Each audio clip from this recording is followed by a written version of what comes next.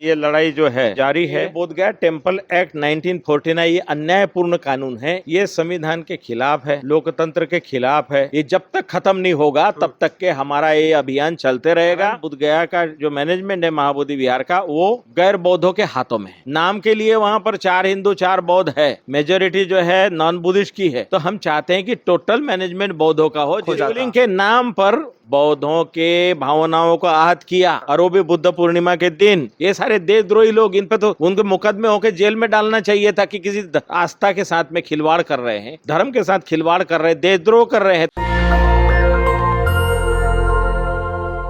BT act को लेकर आंदोलन कर रहे हैं तमाम भंते। बुद्ध विहार गया में मौजूद हैं हम। हमारे साथ बात करने के लिए भंते साहब मौजूद हैं। सर, क्या नाम हो आपका? शुभ। मेरा नाम है भदंत प्रज्ञाशील महाथेरो। 183 दिनों से जो हैं वो तमाम भंते धरना पे बैठे हुए हैं। हम बात करेंगे कि कहाँ तक इनकी बात पहुँची है। सबसे पहले बहुत बहुत स्वागत हो सर। जी, आपके नेशनल दस्तक के तमाम दर्शकों के लिए बहुत बहुत साधुवाद। 183 दिन बीत चुका है, कहाँ तक आप लोग का पहुँचा लड़ाई? 6 महीना पूरा हो गया और ये लड़ाई जो है अभी जारी है। हम लोगों का बोध गया टेम्पल एक्ट 1949 निरस्त कराने को लेकर हम लोग बैठे हुए धरना में।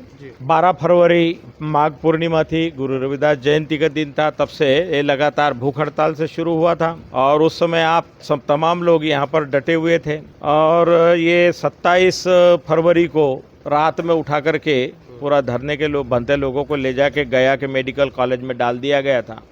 उसके बाद हमें दूसरी जगह दी थी, जो 2 मुहान महाबोधि गेट के पास, जहाँ पर बुद्ध जयंती मनाने तक हम लोगों का बहुत कार्यक्रम वहाँ से चलते रहे। सम्राट अशोक जयंती मनाई, ज्योतिबा फुले जयंती मनाई और लोगों को आसपास के क्षेत्रीय जनता को भी जगाने का काम किया। ये बोध गया टेम्पल एक्ट 1949 जो है ये संविधान के खिलाफ है, लोकतंत्र के खिलाफ है, और यहाँ तक कि कॉमन माने सोच समझ वाला हर कोई बोलेगा कि अन्याय है। जिस प्रकार से सभी धर्म संप्रदाय के स्थान जो भी है, जो जैनों का स्थान है जैन लोग संभालते हैं, मुस्लिमों के स्थान है मुस्लिम लोग उसका व्यवस्थापन करते हैं, सिखों के जितने भी स्थान है वो सिख लोग उसके व्यवस्थापन करते हैं। लेकिन दुनिया में जो बौद्धों का जो सबसे प्राचीन विरासत बुद्ध गया, जहाँ सिद्धार्थ गौतम जो बुद्ध बने, वो स्थान का मैनेजमेंट बौद्धों के हाथों में नहीं है। और मैनेजमेंट बौद्धों के हाथों में नहीं होने से एक तो भारत में बुद्ध धम्म का प्रचार प्रसार नहीं हो रहा है, दूसरा जो भी डोनेशन आ रहा है वो गलत हाथों में जाने की वजह से उसका दुरुपयोग हो रहा है, और बौद्धों की विरासत बौद्धों के साथ व्यवस्था में न होने के कारण हमारी ऐतिहासिक विरासत भी बर्बाद हो रही है। तो इसलिए इस अन्याय के खिलाफ में 1891 अनागारिक धम्मपाल जी श्रीलंका से आकर के इस मूवमेंट को चलाया था। उन्होंने यहाँ बोध गया महंत के कब्जे से मुक्त कराने के लिए। तो उस समय ब्रिटिश का राज था, उन्होंने प्रिवी काउंसिल लंदन तक के गए, कोर्ट कचहरी लड़े, और यहाँ पर वो महाबोधि सोसाइटी नाम की संस्था बना के काम करते रहे। 1922 में गया कांग्रेस का अधिवेशन हुआ था। उसमें उस समय बौद्ध देशों के लोगों ने मांग की। तो उस समय गांधी जी ने कहा था कि पहले देश को आज़ादी मिल जाने दो, उसके बाद ये बौद्धों की विरासत बौद्धों को हम सौंप देंगे। तो गांधी जी के वचन को अभी तक पूरा नहीं किया। अनागारिक धम्मपाल जी 1933 को गुजर गए।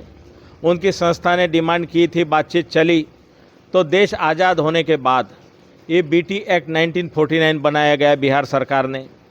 तो जो संविधान बनने के पहले उसको एक्टिव किया गया। संविधान बना तो संविधान में आर्टिकल 13 ये कहता है कि ये संविधान बनने के पहले जो भी कानून जो अधिनियम है वो सारे निरस्त माने जाएंगे, लेकिन आज तक वो निरस्त माना नहीं गया है, जिसके कारण बोध गया का जो मैनेजमेंट है महाबोधि विहार का, वो गैर बौद्धों के हाथों में है। नाम के लिए वहाँ पर 4 हिंदू 4 बौद्ध है, जिलाधिकारी गया जो है मेजोरिटी जो है नॉन बुद्धिस्ट की है। तो हम चाहते हैं कि टोटल मैनेजमेंट बौद्धों का हो, जिस तरह से सभी धर्म संप्रदाय के जो लोग हैं, जैसे कि समझो राधा स्वामी संप्रदाय हो, चाहे फिर कोई भी संप्रदाय जैसे जहाँ है, तो उस संप्रदाय के लोग जो होते हैं वही मैनेजमेंट करते हैं। ऐसे नहीं होता है कि मुस्लिमों के इसमें क्रिश्चियन को रख दिया, क्रिश्चियन के इसमें कोई पारसी को रख दिया, ऐसे नहीं है। तो संवैधानिक अधिकार के हिसाब से बौद्धों की विरासत को बौद्धों के अधिकार में देना चाहिए। इसलिए सरकार के खिलाफ केंद्र सरकार, राज्य सरकार, वो लोग घुमाते रहे हैं अभी तक के। अब महाबोधि विहार 2002 से वर्ल्ड हेरिटेज साइट है, विश्व विरासत है। तो हमारा कहना है कि विश्व विरासत को जिस धर्म के लोग हैं उन्हीं बेहतर मैनेजमेंट करेंगे, उसका चलाएंगे, तो इसलिए बौद्धों को सौंप दो। तो ऐसे में जो आपकी लड़ाई है बीते 6 महीनों से चल रही है और कहाँ तक पहुँची है? लोकसभा में बात उठी थी, अब सरकार की तरफ से कुछ कहा गया आप लोगों को? लोकसभा में भी, विधानसभा में भी, यहाँ बिहार में भी कुछ लोगों ने मांग रखी। न्यायपूर्ण बात है जी। तो न्याय के बारे में बहुत से लोगों ने मांग उठाई, लेकिन यहाँ बिहार सरकार के मुख्यमंत्री ने अभी तक के उसके ऊपर मुंह नहीं खोला। प्रधानमंत्री भी जो है लंका गए, थाईलैंड गए, दीक्षा भूमि नागपुर गए, यहाँ इतना माने वो जो चल रहा था प्रोटेस्ट चल रहा था उस समय में, लेकिन उन्होंने इस संबंध में बात नहीं की। अब इस बात को दबाने के लिए, ये धरने को दबाने के लिए, धरने के बारे में जो चर्चा प्रचार प्रसार चल रहा है, तमाम पूरे हिमालय के वादियों में बड़े बड़े धरने बैठे, अलग अलग, यहाँ तक कि नीदरलैंड में, अमेरिका में, सब जगह धरने भी हुए, प्रोटेस्ट भी हुआ। तो इतना होने के बाद भी सरकार इस मामले को डाइवर्ट करके क्या किया, भारत पाकिस्तान करवा दिया धरना उठाने के लिए। अरे देश पर ये आपत्ति आ गई है, तुम्हारे तंबू में कोई एक आदि विदेशी घुस जाएगा, वहाँ बम डाल देगा, धरना खत्म करो, यहाँ ऐसे हो जाएगा, कौन जिम्मेवार है? उस समय आप लोग साथ दिए थे? ऐसे हम प्रशासन जब पूरा दबाव में आप बोल रहा है कि देश पहले है, भाई हम भी देश पहले मानते हैं, तो इसलिए हम ये करेंगे कि ये भीड़ भाड़ वाला को कम कर देंगे, कम से कम कर देंगे, और हालात सुधरने के बाद फिर हम लोगों को अनुमति दी जाए। ऐसे बोल करके हमने काफ़ी ये किया। तो उस धरने को उठाने के लिए पूरा शासन प्रशासन ने जोर इतना लगाया कि वो ज़मीन का मालिक, वो ज़मीन, विवादित ज़मीन का मालिक कहाँ से खोज के लाया, वो भी नोटिस लेके आया, वो भी डराने धमकाने लगा, ये जगह खाली करो, जगह खाली करो। तो शासन प्रशासन के साथ और जो कट्टरपंथी संगठन हैं, जो अपने को हिंदुओं के संगठन बोलते हैं, उनके प्रमुखों ने भी इस पर बहुत दबाव देने के कारण शासन प्रशासन के लोगों ने इतना ये किया कि धरना को हम लोगों को वहाँ से समेट के ले जाने पड़ा शासन प्रशासन की देखरेख में। तो निंगमा मोनास्ट्री में हमको 30-35 लोगों को बैठने की अनुमति दी और बोला कि 1 जून को हालात ठीक हो जाने के बाद आपको जगह देंगे जहां आप धरना चलाओगे, लेकिन नहीं मिला। 1 तारीख तो उसके पहले क्या हुआ कि ये बुद्ध पूर्णिमा के दिन मुस्लिम गवर्नर जो थे आरिफ मोहम्मद खान, उनको बुला करके महाबोधि विहार में जो एक लकड़ी की चौखट पड़ी है उसको शिवलिंग बोल करके जो कब्जा करके बैठे हुए, तो वो लोगों ने उन मुस्लिम गवर्नर के हाथों पूजा किया। अब वो गवर्नर साहब जो है वो भी, उनका ईमान धर्म नहीं है, काहे के मुस्लिम है, तो उन्होंने वहाँ जो पूजा पाठ किया, उनको भी शर्म आनी चाहिए थी कि यहाँ जाकर के विवाद पैदा करे।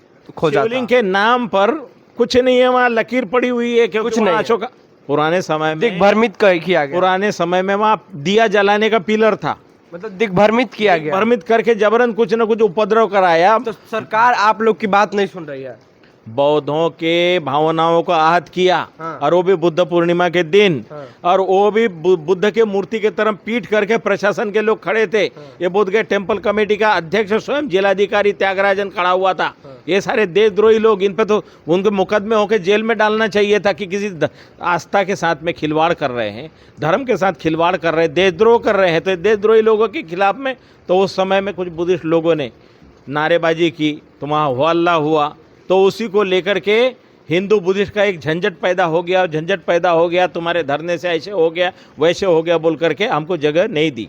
ऐसे में आप लोग का ये स्ट्राइक जारी रहेगा? देखिए, ये बोधगया टेम्पल एक्ट 1949 ये अन्यायपूर्ण कानून है। ये जब तक खत्म नहीं होगा तब तक के हमारा ये अभियान चलते रहेगा और ये अनिश्चितकालीन धरना है। शुक्रिया बातचीत करने के लिए। तो देखिए, जो तमाम भंते लोग हैं वो यहाँ पिछले 183 दिनों से बैठे हुए हैं। और आप कहाँ से हैं सर? मैं तो ऐसे जो है, मेरा अमरावती डिस्ट्रिक्ट आता है, लेकिन हम महाबोधि विहार के पहले सेक्रेटरी रह चुके हैं।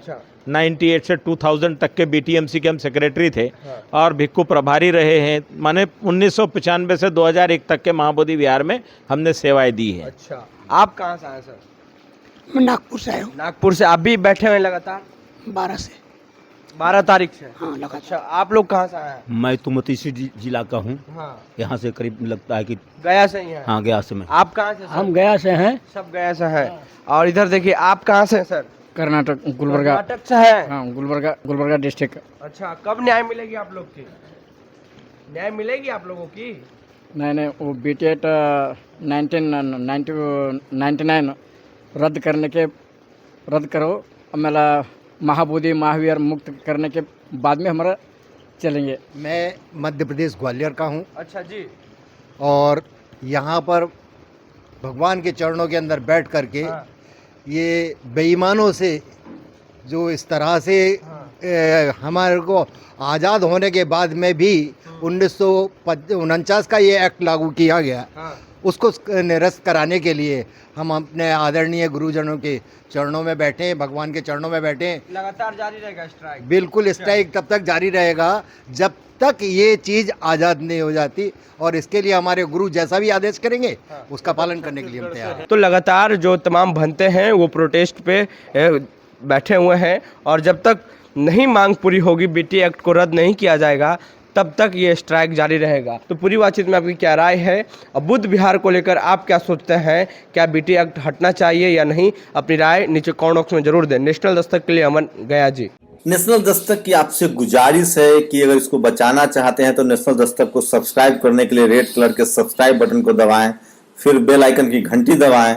नेशनल दस्तक को बचाने के लिए बहुत जरूरी है कि हर खबर को शेयर करें, लाइक करें, कमेंट जरूर करें।